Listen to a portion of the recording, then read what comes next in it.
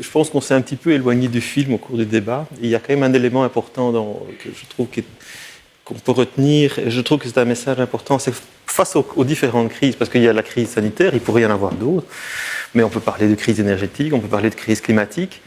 On va devoir à un moment faire changer les comportements dans l'intérêt collectif.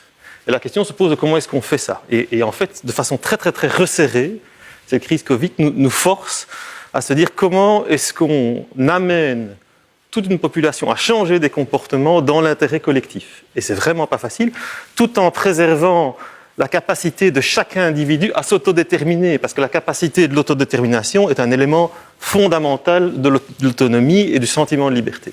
Et ça, c'est une contradiction qui est très très difficile à résoudre. Et je pense qu'une des choses qu'on a sans doute ratées dans cette crise, c'est la manière d'associer de façon plus inclusive les citoyens au processus de décision.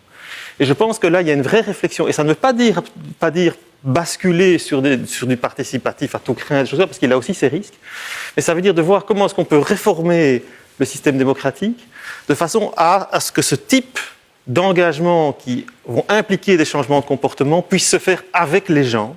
Parce que c'est la meilleure prévention qu'on peut avoir pour éviter ce type de problème auquel on est confronté de façon très très très resserrée.